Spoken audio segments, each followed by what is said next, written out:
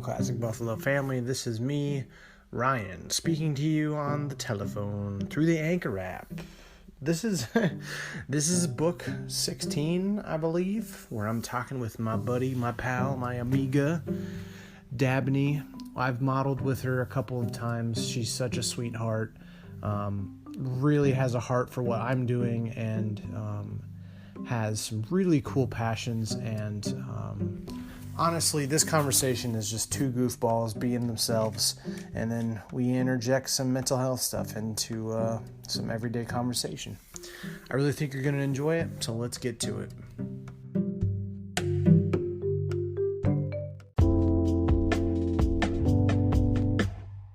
Hey, when did you get here? How long have you been sitting next to me? How long have I been sitting next to you? For like 3 minutes, maybe? I didn't even notice you. Hi, Dabney. Hey, Ryan. Didn't see you there. We are here in a random parking lot, hanging out, right? We're just hanging? Yeah, it's nice. It's a nice night. Yeah, it's what degrees would you say? Is it 63, 71? Probably 77 with a breeze. Ooh. Are you a weatherwoman? No, but in a past life, I could have been. A past life. I think that's the first time I've ever heard someone say their past life was a weatherwoman.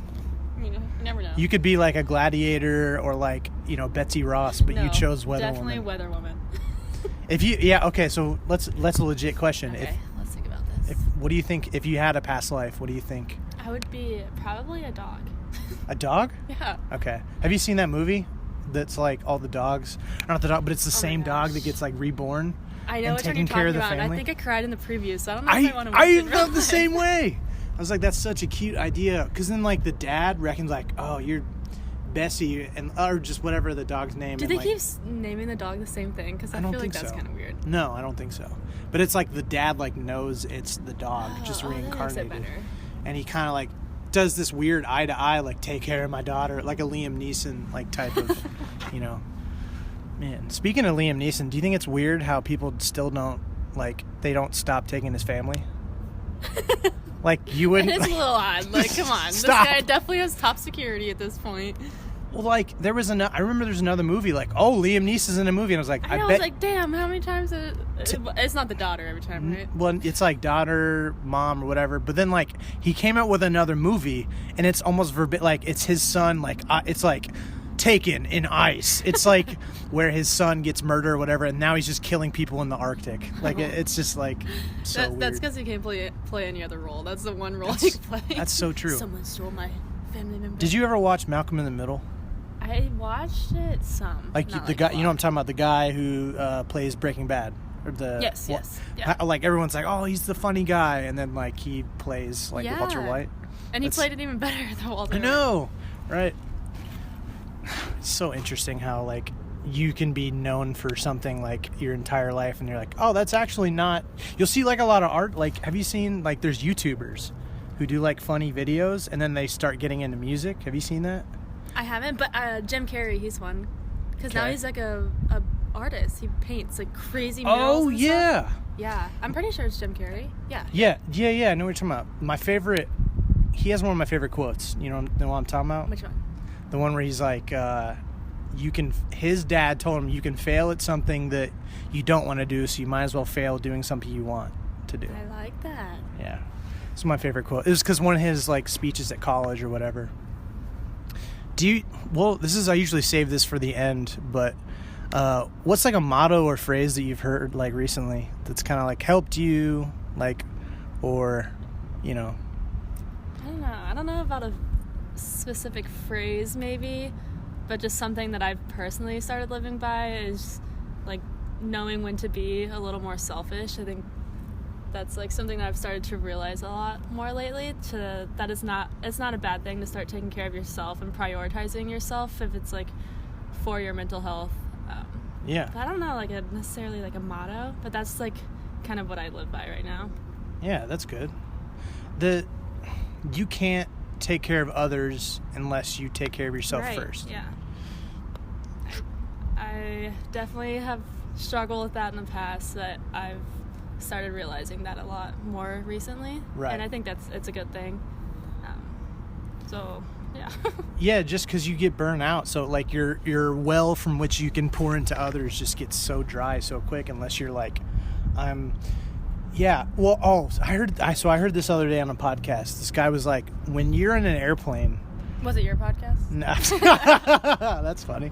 Maybe I should start quoting my own podcast. So, like, I heard this really smart guy said that, yeah. Well, they were talking about on airplanes where, like, you put on your own oxygen mask first before helping other people. Because you can't save somebody unless you're alive, right? So, but there's always, like a stigma. Yeah. On, like, when you do prioritize yourself. It's like, oh, you're selfish. Yeah. It's like, well, I mean, there's definitely times when not to be selfish, but... So what?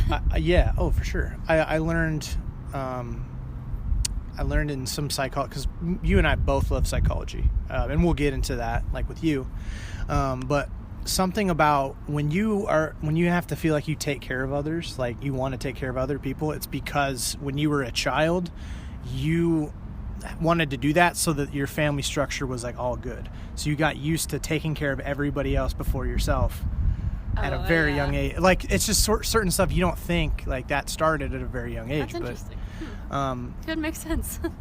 Yeah, because it's like that's how you got stability, was once everybody was good, and you're like, is everybody good? Okay, now everything's fine. Yeah. Then I can be good, and then you just get used to it, right? But it just can get so worn out, you know. But so that's why I always think when people take a step back, which was actually in episode 4, which you said you listened to recently, about the guy who where he stepped away because of his mental health. And like, I think that's smart. But I also think like the people that are going to judge you for making selfish, and I'm making quotes here, but making selfish decisions, those are the people that aren't on your side to begin with, right? They're just like, those are the people that are, oh yeah, you're awesome. But then when shit hits the fan, they're gone, right? But when you tell me that I quit one of my jobs because I'm extremely stressed because of college, I see that as you're smart and you realize things will get worse. Your relationships will be, affected, or your grades will something financially will have, like, things not teeter, but they dribble down into other areas, right? And so that's a smart move, Yeah. And I'm glad that I do realize that about my decision to put my 2 weeks in for that job, but at the same time, I feel like it's never really what others are gonna think of me necessarily. Like, I know my mom was very supportive of that. Matt was supportive of like that decision of mine. It's just like this internal dialogue that like eats at you. It's like, you really shouldn't do that. So then you like put it off for a while. Yeah, but then I just finally realized, like, you know what? You need to take care of yourself because you don't need to go back into that little hole you were in last year. And yeah, so I think I did make a good decision. I'm not like, I don't regret it. I'm happy about it. Yeah. So let's back up a little bit. Let's zoom out. You're born in, let me do quick math. Are you like 98? 95. So close. So you're 95, boom, born. Where were you born? What was it like growing up? Did you have a close family? Was it kind of a big family? I was the one of 9, or just kind of like, were you close with brothers and sisters if you had them? Kind of talk about just growing up. Yeah, okay. So I was born in Indianapolis. I have an older sister. She's 13 months older than me. So it was us two living in Indy for, I think it was like 3 years or so, and then we moved to Kentucky where my brother was born. Does your brother have an accent? No. Somehow? No, okay. He doesn't, because we only lived there I think for a year maybe, so like he definitely doesn't. He was only a baby. Then we moved back to Indy, and yeah, I do have a really close family. So I have an older sister. I have 2 younger brothers. One's at IU, one's in high school. And then I have a half sister. She's 4.5. Wow, okay. Yep, so there is a lot of us, but wow. I like it. Do you wish your family was bigger or smaller? Like, do you wish you were, do you like where it's at? Yeah, I like where it's at. I mean, there's no point in like wanting something different. What is it like being an older sibling? like where you kind of like overwatch, you know, your little brothers and sisters, whatever. Like, because I was the youngest. I have an older brother, so I've never been an older sibling. Like, what is that like? Are you always like looking out for them all the time? I am. Yes, I'm always looking out for them. I remember, I think I'm closest with my youngest brother, which is weird, but I remember always playing house with him. Like, whatever he wanted to do, even if I was kind of like too old to be doing it, I was like, oh, I'll play with you, don't worry. And same with Lane. We always like grew up playing together. Yeah, I've always just looked out for them. I feel really close to them, and they're my family. Yeah. What's like one of your favorite memories? I mean, it sounds like house was like kind of fun growing up. What is one of your? Did you ever go on like any family vacations? No. No. Never any. Okay, so we took a family vacation to Colorado one summer, and we drove there in our minivan, and it was a struggle. My brother got like car sick at one point, and it was a lot of bitching happening, and it was not a pleasant time. But the trip itself, it was nice. Yeah. What? Okay. So, did you like Colorado? Like, would you live there? I love Colorado. I don't. You don't know? No. I love like the forest and like the woods of a state, but I don't like cold. So I don't think I could live there, but I'm the maybe same like a way. vacation home. Yeah. So I'm that way with Boston. Like, I want when I get older to have like a summer home or a fall, whatever, like in Northeast. It's so beautiful, but the winters are so rough, right? Yes. Like, I love Boston though, and I need to go to Boston. I need to go to Fenway Park, and it's on Yeah. my bucket list. So I have a base from Fenway, and Dabney was actually looking at it, and she was cheesing and Freaking out. I was freaking out. It was funny. Okay, so talk about sports, because I know you're kind of athletic, but you know, and what you're kind. I feel really offended that you just really emphasized kinda. What? I'm like athletic, but I'm like the most awkward athletic. Like on the spectrum of athlete, I'm like the least. Like, I'm an athlete. You're the intramurals. Yeah. I'm like B league intramurals, whatever. But like you're athletic, but like. Okay, yeah, I can give you some backstory. Yeah, like what role has sports played in, and the reason why I'm asking is because I know you're in sports psychology now, but how did you get to, you know, what is the relationship with sports? Because I'm sure like everybody seems to have some really good memories of playing sports. Yeah. So, you know, what are some of those / tell us of your sports journey. Okay. Very first memory that I have with sport, which I feel like is important to say just because it's funny. This was T-ball. I think I was maybe 4 or 5, so I was playing baseball. I was pitcher's helper, and I got a line drive straight to the throat. And I like fell to the ground like wheezing, like that had to get carried to the bench. And my mom she was like, she stays calm, cool, and collected in those situations, which is the best because it would be really annoying if she wasn't. But anyway, I just remember the coach came up to me when I was like laying on the bench. He was like, "Well, that's what your glove's for." I was like, okay. And then from that point, I think that built some toughness in me. And I played softball basically my whole life since. I played at Hanover College, so I played there for my 4 years.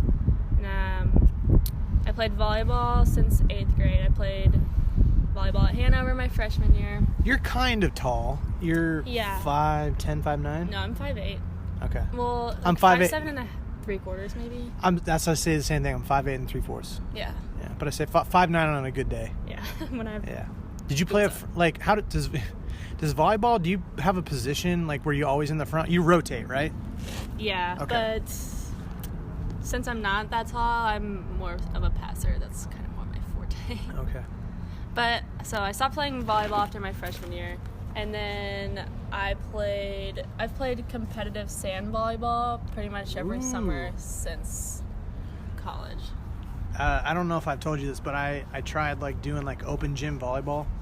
You didn't tell me that. Yeah, and I did. It's like indoor, and everyone had knee pads and the ankle pads. Oh yeah. And they're like, ah, ah, ah. And I just look over this guy because I was in the next game. I'm like, I think I'm way underqualified. Yeah. Like, I was like, I think I'm just gonna go out there and just start screaming. He's like, I think that's a good idea. They also have like cornhole and like competitive cornhole. It's funny, or like euchre or competitive cornhole. Oh, have you seen cornhole on TV? I've seen like tournaments, like for tournaments for cornhole. I think I have too much of a lack of patience for that. I can't, like, how do you bring that up at parties? Like, by the way, I'm super competitive. Like, if you're gonna play me, you better be good. Kind of like, what do you guys want to do this weekend? And the guy's like, we should play cornhole. And it's like, it's the cornhole guy. Like, he just wants to show us he's actually good at cornhole. Yeah. But like, how hard does it get at that point then? Like, for them, because I feel like they just are sinking them every time. Yeah. If you're a professional. But you're like sponsored and on TV, like on ESPN, like that's nuts. Yeah. And like because like I've brought this up before, but like mini putt, like professional mini putt, where it's on ESPN. Yeah. And it's like, this is Chad Greer. That's what I have a hat in my house that says like Chad Greer, 1992 putt champ. Just because I just picked a random dude and said like he won or whatever. It was like, this hole is for $800, and it's just like, put it through the windmill, you know, kind of like, it's nothing great. It's just, it's so funny. They had some like dancing like hamburger helper glove guy like mascot, and then they had like 20 people on TV watching. Have you seen the Holy Moly show that Steph Curry has? It's like competitive mini golf. Or like, I don't know what it's called, putt. Yeah. And the track, what do you call it? The course. Maybe? Yeah. It's like super difficult, and you have to do physical activity to like pass the courses and stuff. It's kind of funny. You should check it out. You should check. We're sponsored by Steph Curry. Holy moly. And Squarespace. Can't wait to get sponsored. Shout out Squarespace and Steve Curry. Steve Curry. Steve. Good old Steve. Do you know that's not his first name? Steph? No, that's his middle name. What is his? I can't remember. It's Del.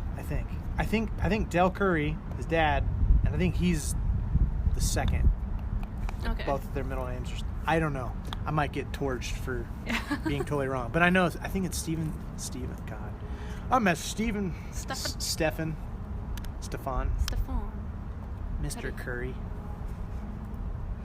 Yeah. That must be like, he's going to be like Kobe for kids. Like, were they like Curry? You know, like shout it when they're throwing trash in the, you know. Yeah. Kobe. Did you ever have like any favorite players growing up? For any sport, you know. Oh, I grew up a huge Colts fan, so obviously Peyton Manning, but I was also a huge, oh my god, I'm not even gonna remember his name. You'll remember. Wait. Okay. Number 44 for the Colts, tight end. Yeah, Dallas Clark. Yeah, that's what I was gonna say, but I thought I was gonna sound like an idiot. Dallas Clark. Yeah, Dallas Clark. I think I just thought he was cute. There you go. But yeah, definitely fangirled over him. Shout out to Dallas Clark. Thanks for listening. That'd be funny. You're like, yeah, we have all these random people that you know, Ryan, and Dallas Clark listens to what? Dallas, you goof. I wonder what he's doing. Like, what do you do when you retire from pro sports? Do you just like open up a chain of Chick-fil-A's? That's what I would do. A chain of Chick-fil-A's? Like, what is Andrew Luck gonna do? Like, he's retired now. He's gonna be a full-time dad, I bet. Or he's so smart. Maybe he'll like do something with engineering. Because wasn't he an engineering major? I mean, you go to Stanford, you could do whatever you want. Yeah. He could be like, I'm gonna go to the moon and start Moon League. Yeah. I don't know. I can just see him like focusing on being a parent, but I don't personally know the guy, so. All right.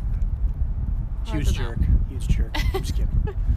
No, I think that's one, and I brought it up when we were talking earlier, but I think that's something that's going to be examined, I think, in the coming years. I think it's so interesting that, like, Rob Gronkowski, he's like, I've had, like, 19 concussions over the, course of the year, and he left early, like, and then Andrew Luck kind of did that sort of, just knowing that mentally the going through so much, and then you're like, I'm just going to be a parent. I'm just going to, I don't know, completely focus on recovery. I don't have to play football. He's got money, right? Like,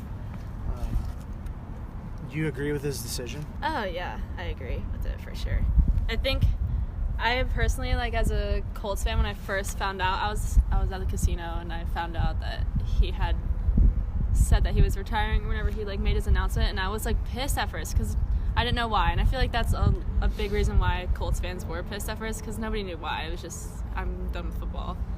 And then like once I found out, like once I heard his press conference, I was like, shit, like he made the right choice. And I wish, like, I hope other parents and athletes and coaches like look up to this and realize that is a good thing to do, to take care of, you know, the mental health aspect of yourself. Like, you are still identified as an athlete, but you know, that part's important too. Right.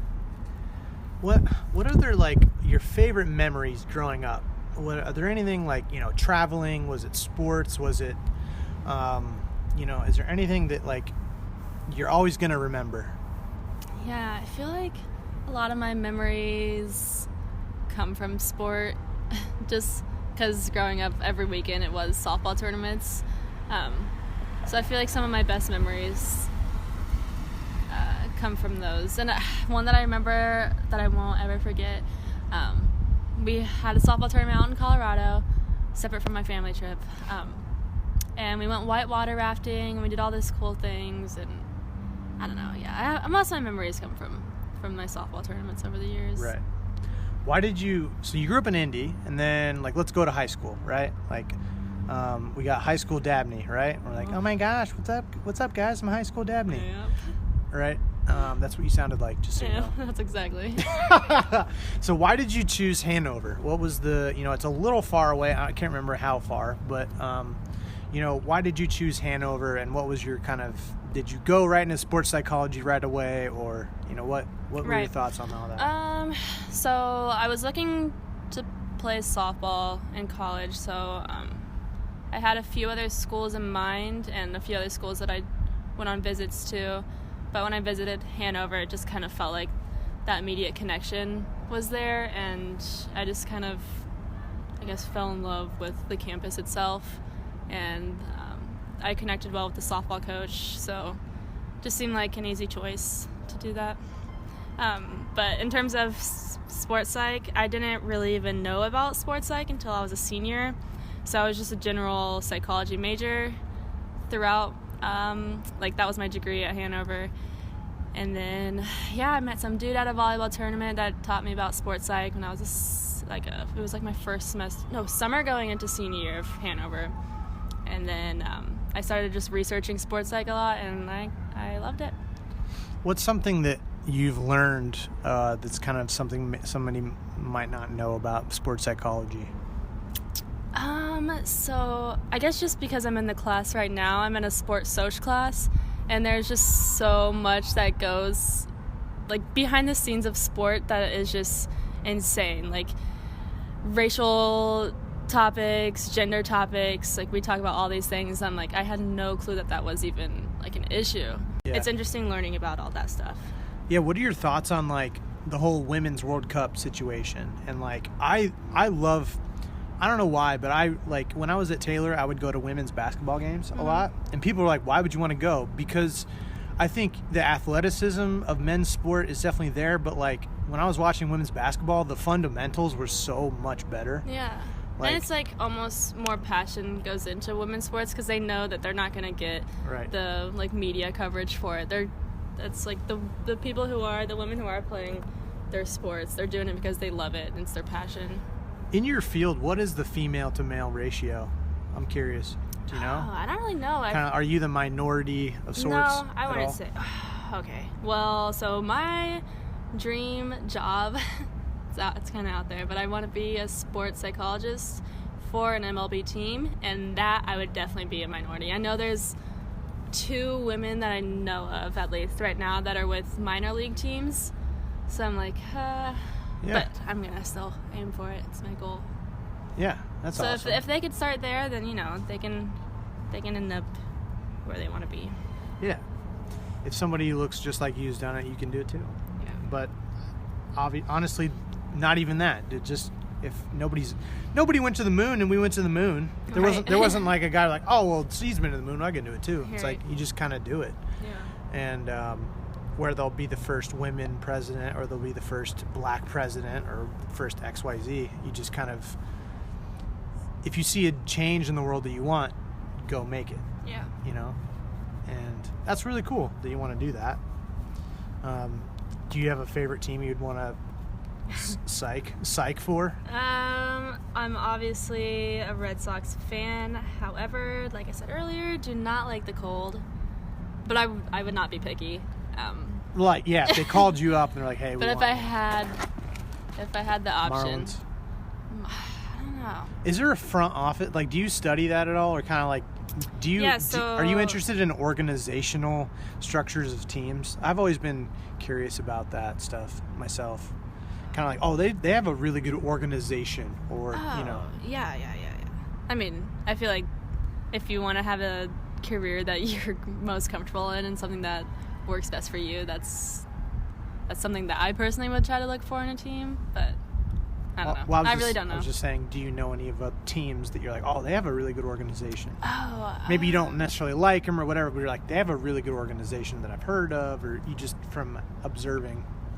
Yeah, I don't know. I know that I've heard good things from the Astros with their sports psychs, just because they have put out like applications for, well, what they call us as mental skills coaches, and I know they put out applications for them often. So like they're invested in sports psychology, so it makes it seem like, you know, they have like a good organization going for them. Yeah. I don't know. That's just biased opinion, I guess. Yeah, right. Tell me about some like memories from Hanover that were kind of cool or fun, or. Yeah. Okay. Did you have any traditions there? You know, like everybody jumps in the lake before finals kind of thing. You know. Let me think back. I feel like there was something I didn't really do any traditions. Oh, okay. Well. Well, legally, I can't talk about that one. Not really any tradition. I mean, I guess there are traditions, but nothing that I really partook in. I just have a good memory of, like, with a couple of my roommates, or maybe it's just one of my roommates. We would go to the point, which is like the view of the Ohio River and the Three Bends, and we would take our softball bats and hit apples. We'd pitch each other apples and hit them off the point. That was like a memory that I'll never forget. How often did you miss when you would go to swing? Yeah. Every time I try to do that, where you throw something in the air and try and swing it, I always miss and like kind of tear my shoulder. Yeah. No, I definitely had like nicked a couple foul balls in there. I had I lived on pretty much like the frat on campus. We weren't allowed to have one, but like we had called the Broho Bridge. We were called the Brotherhood on our floor, or like that's what our floor was called. So we had the Broho Bridge, and we would have, it was like kind of like under, the road went under, and then there was like kind of a train that would go over. It's like an overpass, whatever. And so we would go like late at night with some spray paint. And you basically had to drive through, like, under this train, what's a train? Train track, that's the word. Like, you'd have to go under the train track to get to campus. So, like, you would see whatever we would spray paint on the bridge. And so it'd be like, we'd drive by and be like, oh my gosh, you see, like, if it was ever changed, it was like some other floor on campus, or like the teenagers from in school. So we're like, all right, guys, we got to go out and like spray paint over whatever they did. Yeah. So we would go over, and like it's probably like 15 or 20 feet high, and a buddy would hold your legs, and you would dangle upside down and spray paint upside down. Dang. And we just put random messages on the whatever. But stupid, but like obviously it's vandalism. So like a cop pulled us over. We parked at a church and like walked up to this thing, and a cop pulls us, like, what are you guys doing? And our buddy was like, ditch the paint. So we like kind of threw the, and just the flashlights on everybody. And our leader was just like, yeah, it's just floor tradition. He goes, all right, keep it on. And then like, dang, that could have gone real bad. Yeah. So traditions are always fun. That's what kind of got me to go to Taylor, was just the traditions they have with Silent Night, which Google that. It's a cool, fun thing they do. Okay. So it's where, like, you don't know about it? Mm-mm. So Taylor, they get on ESPN for it, basically. Like, we schedule some really shitty team. Like, at one point, we scheduled some, like, online college, basically. and they went and rounded up people from, like, we didn't know this, but they basically drove around Chicago and picked random people, and they were like, do you want to be on TV? And then they gave them this random, like, Hanes jersey, basically, like, they printed. They come into town, we beat them 40 by 40 points or whatever, but, like, everyone's dead quiet. There's, like, 2,000 people in, like, all of campus is in the stadium. We're all dressed in, like, pajamas and all kinds of random stuff, costumes, and it's just dead quiet. No, all you hear is sneakers for, like, 12 points, and then everybody loses it at 12 points. Okay, my high school, Yeah, storms the court. They have to call a timeout. We always win. So, like, that's what made me get interested, and then I found out more about college. But yeah, that's cool. Yeah. What's like do you have like a tradition as a family, like Christmas time, like you always do white elephant or something like that? Because sometimes that stuff, like, that started like 50 years ago. I don't know, but is there something that you would like to have in your family that you like want to continue traditions on when you have a family of your own? Yeah, I guess our Christmas is pretty traditional. We do, like... Do you have, like, Christmas cake? Do you have Christmas cake or whatever? Like one of those weird meatloaf log things? No. My grandma used to always bring us coffee cake on New Year's Eve, Ooh. but... Yeah, that's not a thing. Do you open up a present on New Year's Eve? Yes, okay, so this was what I was going to say. My siblings, we all, like, we draw each other's names out of a hat, so we don't have to buy all 4 siblings a gift. We just pick the one, because it's a lot easier that way. And we open those presents that we get each other on New Year's Eve. And that's our tradition. That way we can open them once to get out all the nerves. And some people, like, open all of their presents on Christmas Eve. Yeah, it's psychopathic. No. I don't know. I can't. I will refuse to let my future kids do that. How many kids do you want? Do you have a number? You're like, I want 4. No. You're like, Maybe like 1 or 2. Okay. Probably 2. Do you want animals? Do you want like a dog or a cat? Yes, dog. Probably lots of dogs. You're gonna be the person where your significant other just comes home and they're like, I'm sorry, we have 3 dogs. Yes. Now. I'm sorry. I saw them in the road. Oh, Matt would probably definitely do that. Come home with multiple dogs and I'd be like, you know what? That's cool with me. I'm curious what your thoughts are on mental health. What has been your experience growing up currently with just, and it doesn't have to be that deep, but just kind of like, what are some things that what you've overcome, you're going through, kind of like, because you're getting your master's in sports psychology, and getting your master's, going to high school and graduating for some people, like that's a huge achievement. Then you go to college, you graduate college. For me, like, that was huge. I was the only one in my family to graduate college, but then you're going for your master's and you're double majoring. Yeah. So what's been your experience with anxiety or depression in that? And if you haven't experienced that, what has been your experience with others that you've interacted with, close family, friends? What has that experience been like? Yeah, that's interesting to think about, because I feel like right now is maybe when I'm going through that stuff, so it's a little weird to think about it in my own perspective. But I had a family member that has gone through depression and anxiety throughout high school, and like knowing that person's experience was different from mine, so I don't think I really understood what I was going through, just because it differed from my family members. So I like just denied that what I was going through was even like real in a way. I would just push it off and be like, I'm fine, like there's nothing going on, like I just need to get over it. But yeah, like, so my other degrees, I'm getting the Masters of Science in Sports Psych and Masters of Arts in Counseling, and going through the counseling courses has helped me realize a lot about myself and kind of like my own experiences with my mental health.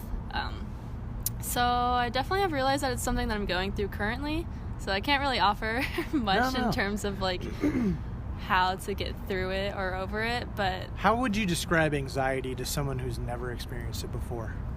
Yeah, okay.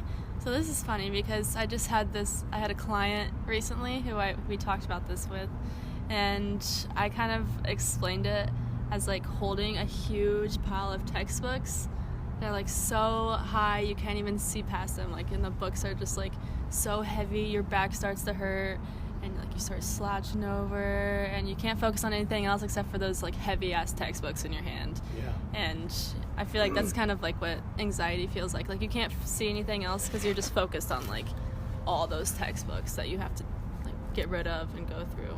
That's so good. And just think of all the money you spent on all those textbooks. That's a lot of money. That's like $10 in store credit for all those 40 books. That's something that needs to be talked about, the gross overpricing of textbooks. Oh yeah. But that's good. A whole nother conversation. 2 hours later. And I'm still poor. What do you think has helped you go in this season of stress? What has helped you? Has it been friends reaching out? Has it been people doing the little favors? What has helped? It can be difficult, now, especially when you're going through some stuff, but when you have had good days, what has contributed to that? Yeah, I would say friends. I'm close with some more people this year than I was last year, so I kind of have more opportunities to hang out with friends, like when I am feeling like I need that support. But I do struggle being the one to reach out, so I usually just am like chilling by myself, which I do. I love alone time. I love being on my own. Are you an introvert? Yes. You are? Yes. Really? Yes. But other than that, so Matt, so people who don't know, Matt's my boyfriend.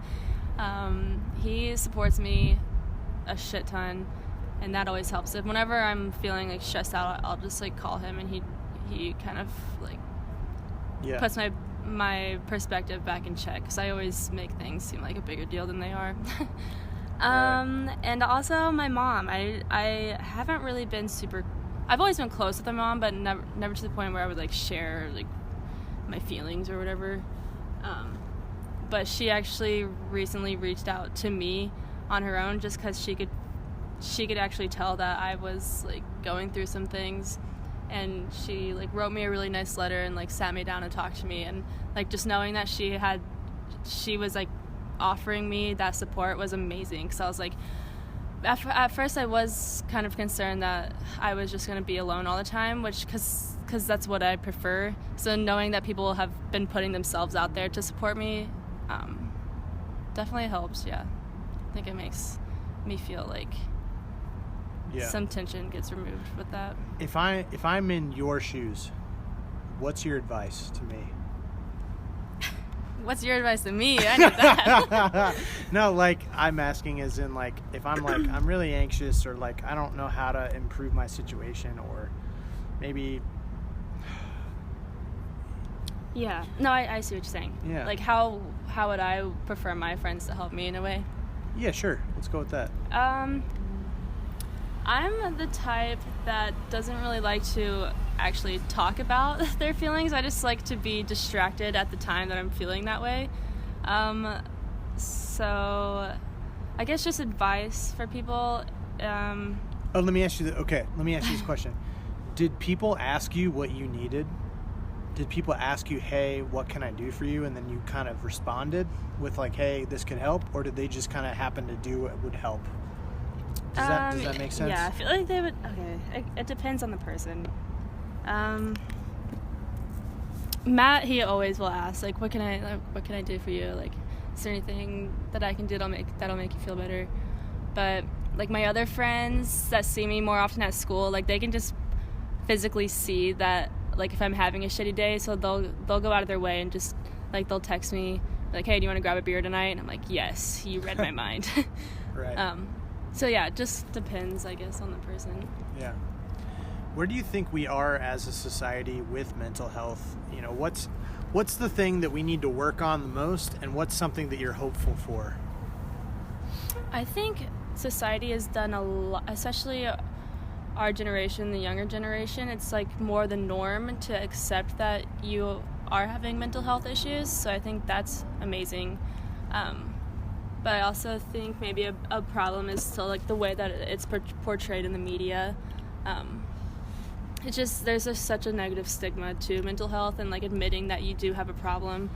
So I guess just like continuing to get the awareness out there and make it more the norm to like be comfortable with admitting that you have like mental health issues going on. How would you counter the thought of I'm alone? I'm the only one that's going through XYZ. I think it's easy to think that way, but it's definitely not true. So I guess like if someone is thinking that way and I knew that they were thinking that way, I would just show them that support. And maybe I think it always helps people to know that they're not alone in the situation. So just like giving an example of like how you relate to them when they are feeling that way. I feel like that helps me a lot. Like if I'm super stressed about something or like I have a lot of anxiety about something coming up, if someone's like, dude, me too. Like I have this and this, and like I did this last week and it was hard, and I'm like, okay, like I'm not the only one going through this. So I mean, for me, that's how I get through those situations. Yeah, that's good. So we're gonna do our top 5 fun questions of the night. And then we'll do my favorite close thing. So question number 1. Oh God, for $100. Who wants to be a millionaire? What is your spirit animal?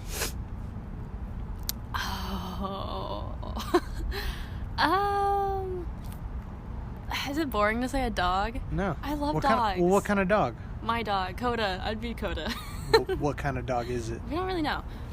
You don't know? Well, he's like a. Okay, he's a mix. Yeah, and we rescued him, and they had no clue, so we don't know. All right, so talk about the personality of the dog. Is it lazy? He is he fun? Like energy? A 40-year-old man who is protective of his family, but loves to snuggle, and is just, the best boy in the world. I've never heard a more accurate description of you as a... Exactly. I am like a 40-year-old man. I don't know why. Yes. That is so Yes. good.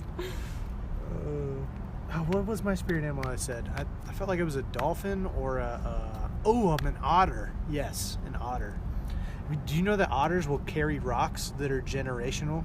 Do you know that? That they will, like a favorite rock, and it'll kind of carry it around, and then like it'll pass it down. That's so cool. And I think they get, or some, it might be penguins. I think that's penguins. So weird. I wonder. Penguins give rocks to their mates or something like that. But I think the otters, they have like a generational family rock or whatever. Oh, that's it's kind of cool. Family oriented. That seems like you. And then if you ever, I'll show you after. But they have like, if there's photos of like dating otters or whatever, where they have every photo of 2 otters together always looks like engagement photos. Like all of them, or they're just like making poses and stuff. It's funny. But yeah, they're very loving and stuff like that. If you could have dinner with anybody, and you can choose 2 people because it's really hard to pick one, but they have to be alive. They have to be alive? Yes. Okay. I would have dinner with Nick Saban's wife, so I could bring a +1, and I could have a great conversation with Nick Saban with Matt and his wife, and that would be pretty freaking cool. Ooh. What is Nick Saban's, why his wife? Just because it's nice to have like a lady there to talk to. It's not just the guys, bonding and talking about stuff that I don't really know. Oh, I see what you're saying. So like, I would love to have a conversation with Nick Saban, but I wouldn't know enough to talk to him about. Yeah. Like, I'd probably have a few things, but Matt would go on for years. And then I'd just like have some tea or some wine with the wife, and we'd listen in on the conversation. Who's your favorite female role model? Ooh. Do you have one? Yeah. I would say probably right now, this is going to sound really lame. No, it's not lame.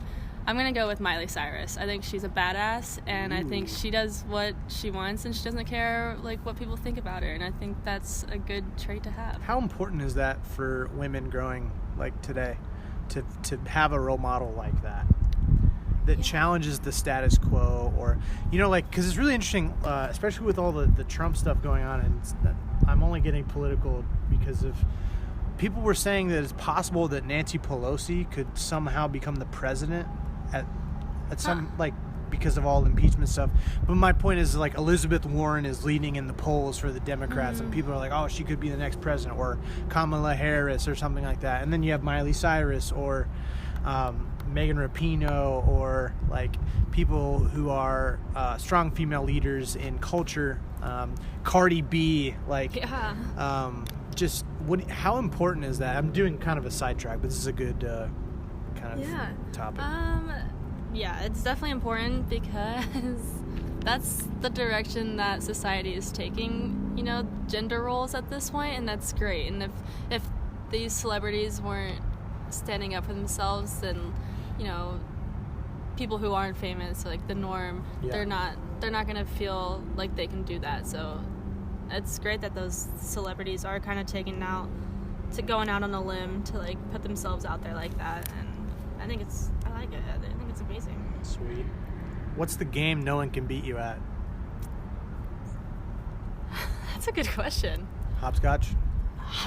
Underwater cornhole. Oh, tough basket one. weaving. Basketball. Tecmo Bowl. Maybe, Sorry. Checkers. Chess. Backgammon. Blackmail, jury duty. That's an elf quote. That's okay. Good question. Let's go with Hungry Hippo. That's good. I was gonna say solitaire because you play yourself. Yeah, that would have been clever. That's good. Hungry Hippos. Does that get a little violent / competitive? Yeah, definitely. That's why I would excel in that game. What's the one TV or movie universe you'd love to live in? Oh, interesting question. Oh man, I gotta let this one soak in for a second. I picked Pokemon because everybody would be able to have Pokemon. Any universe where there's superpowers and like superheroes, I feel like that'd be fun. Maybe Monsters Inc. Ooh, I haven't heard that one before. That's a good one. If only I was a monster though, because I wouldn't want to be the only human. That couldn't be. Would you have like a bunch of arms or legs or like multiple eyes, or would you be big? Would you be small? I'd be probably small. Well, like backpack size or like? No. I'd be like my size. Okay. It's like normal. Yeah. And 5'7" and 3/4. Yeah, 5'7" and 3/4. I would want to be like sneaky, almost. Like maybe have invisibility powers, and maybe 4 arms, and 2 eyes in the front of my head and 2 in the back. Ooh. Watch out. Monsters Inc. 3. Yeah. There's 2 of them, right? There's the school one. I haven't seen that The one. Monsters University one. Is that the second one? I don't know. I think so. I don't know. Who plays you in a movie of your life? Oh, man. Movies are so tough. Can I... Oh, that's a hard one. Can I just pick, like, my favorite character in a movie? Sure. Yeah, sure. Change the question completely. I'm going to go with the Joker in The Dark Knight. The Heath Joker? Ledger. The Heath Ledger version. Oh. He's going to play you? No. In a movie? I mean, I just wanted to pick that character. Oh, okay. Because he's cool. All right. Good point. All right, so this is the last part.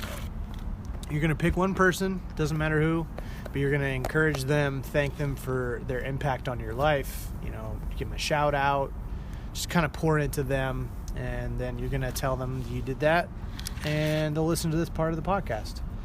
So think for a second, and then go to work. I'm ready. This is going to be a shout out to my best friend Maddie. You, Maddie, have been there for me through thick and thin, and whenever I'm in my darkest moments, you're literally the first person that can make me crack my ass up, and you're goofy with me, and you're just the freaking best, man, and I love you. That's my shout out. Boom. Thank you so much. I know it was kind of a big step for you to be a part of this, but we bonded a little bit today, and it I say it with everybody, but you especially, you get what I'm trying to do, and it makes me happy knowing that I can see that you understand that. And whereas other people, I just kind of know that, like, oh, it's kind of cool what you're doing, and I can see text, but explaining what I'm trying to do and your willingness to want to be a part of it, despite kind of some hesitancy a little bit, but it does mean a tremendous amount for you to be sitting next to me in a parking garage at, what time is it? Whatever time it is, just kind of shooting the breeze, being honest, talking about your story. Yeah, no, it's my honor because you inspire me. I think what you do is awesome, and you're not afraid to chase your dreams, and I need that kind of persona in my life, so you're good for my little juju going on. Juju on the beat. Good for the juju. All right, bud. Say goodbye to the people. Bye to the people. Bye.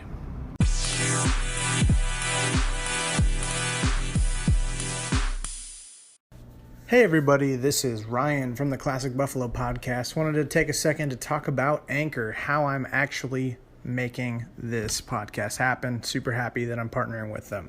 So, Anchor is actually the easiest way to make a podcast. I've done my research. This is basically the best way. I promise. It's going to give you everything you need in one place for free, which is the best part. It's going to have tools, so you don't really need a fancy schmancy recording guy. Anchor's going to be helping you out there, and then they're going to distribute the podcast everywhere to Spotify, Apple Podcasts, Google, everything. And then you can also make money with basically no minimum listenership, which is kind of rare. So hop on Anchor as soon as you can. Thanks.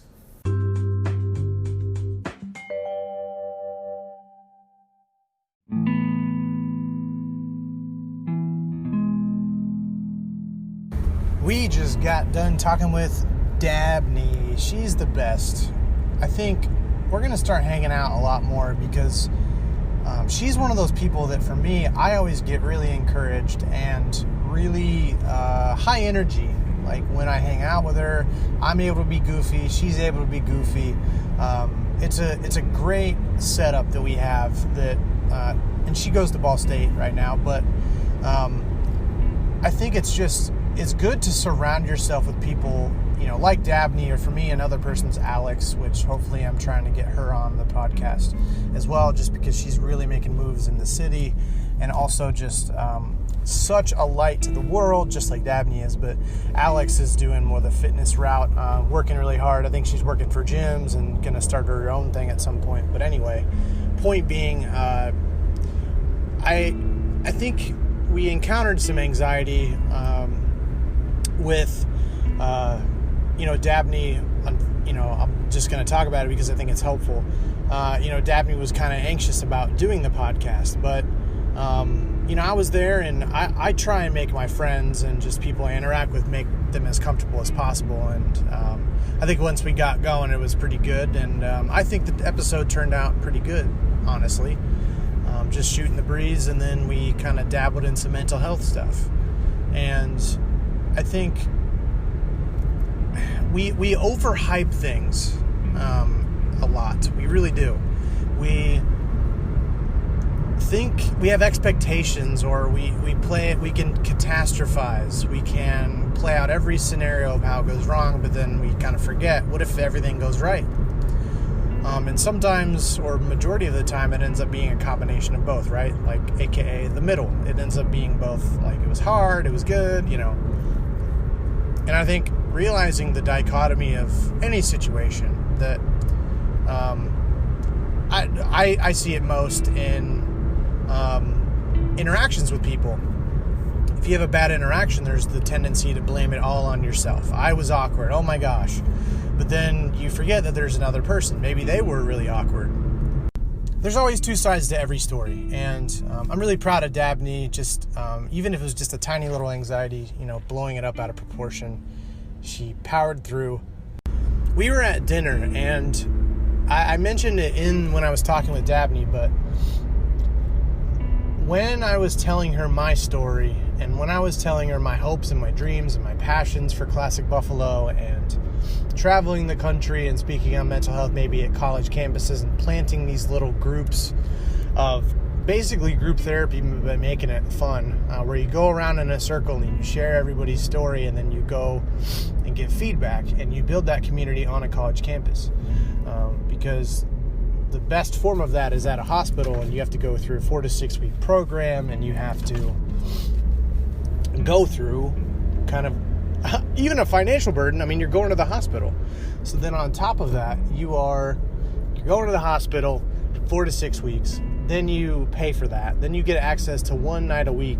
And the people that are there, no offense, are older. They are almost double my age, mid-30s and then 40s, 50s, 60s, if not older.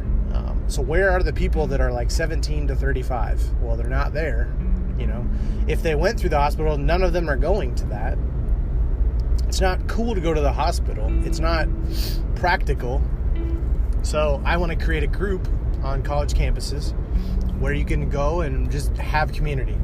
And it's essentially just like that, but you don't have that hospital hanging over your head, So I think that would be really effective. But when I'm talking about this with Dabney, she was like lighting up every single time I tell my story more and more and more, and tell her about my passions and my hopes. And I can't tell you how much that meant to me. Like, I was thinking about how I needed that in the car, and I was like almost crying, because I get so excited about other people's success, and you can see me light up. And then to know that when I share some of this stuff, I don't get the reaction maybe I need. There's more compassion or whatever. But like, Dabney was like lighting up. She was excited. She was happy. She's like, that's such a good idea. I don't know. And knowing how genuine of a person she is, and how I met her through Instagram. She may or may not have bought something. Then we did modeling, and then we hung out. Me and her boyfriend, we all hung out and did like modeling too.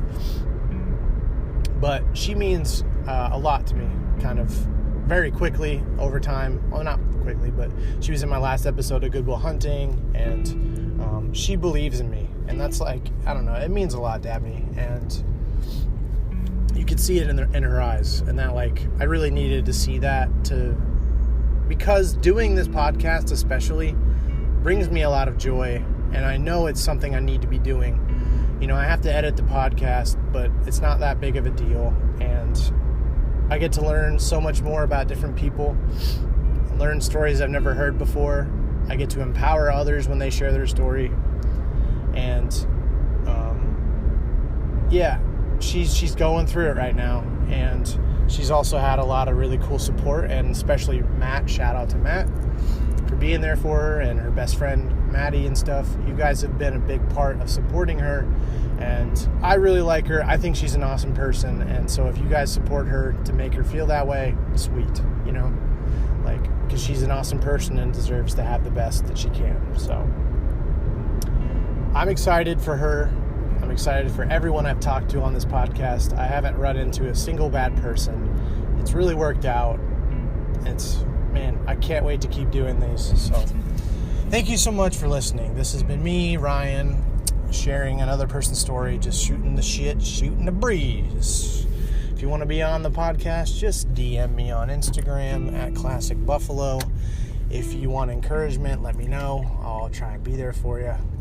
So I hope you have a great rest of your week. I hope you enjoy some aspects of your life, even if it's the small things. I'm glad you're alive. I love you. Bye.